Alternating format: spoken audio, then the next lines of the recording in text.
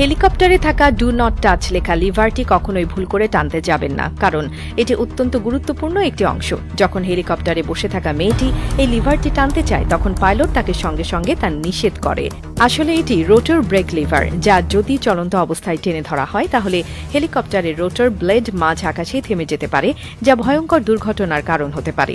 এই বিশেষ break liver সাধারণত তখনই ব্যবহার করা হয় যখন হেলিকপ্টার মাটিতে নেমে আসে এবং পাইলট দ্রুত ঘূর্ণায়মান রোটর ব্লেডগুলো বন্ধ করতে চান, কারণ যদি এটি ঘুরতে থাকে তাহলে সেটি বিপজ্জনক হতে পারে, বিশেষ করে যখন যাত্রীরা নামছে বা মেরামতির কাজ চলছে। হেলিকপ্টারের রোটর ব্লেডগুলো অত্যন্ত দ্রুত ঘোরে, সাধারণত প্রতি মিনিটে 400 থেকে 500 বার।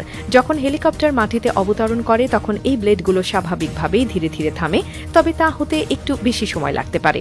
অনেক সময় এটি দ্রুত বন্ধ করা প্রয়োজন হয়, বিশেষ করে যখন দ্রুত হেলিকপ্টারকে নিরাপদ অবস্থায় আনতে হয়, তখনই এই রোটর ব্রেক লিভার ব্যবহার করা হয়। তবে এটি শুধুমাত্র তখনই ব্যবহার করা হয় যখন হেলিকপ্টার সম্পূর্ণভাবে মাটিতে নেমে আসে। যদি এটি আকাশে থাকাকালীন টেনে ধরা হয় তাহলে রোটর থেমে যেতে পারে এবং পুরো হেলিকপ্টার নিয়ন্ত্রণ হারিয়ে ফেলতে পারে, যা একটি প্রাণঘাতী দুর্ঘটনা ঘটাতে পারে। এই লিভার সাধারণত ককপিট বা পাইলটের কন্ট্রোল প্যানেলের কাছে থাকে এবং শুধুমাত্র পাইলটের অনুমতি বা নির্দেশেই এটি ব্যবহার করা উচিত। কিন্তু অনেক সময় নতুন বা অনভিজ্ঞ যাত্রীরা এটি দেখতে পেয়ে না বুঝেই টেনে ধরার চেষ্টা করতে পারে, যা খুব বিপজ্জনক হতে পারে। পাইলটরা সবসময় এ ধরনের গুরুত্বপূর্ণ লিভার নিয়ে যাত্রীদের সচেতন করেন, যাতে কেউ ভুলেও এটি না ধরে। সব হেলিকপ্টারেই কি এই রোটর ব্রেক লিভার থাকে?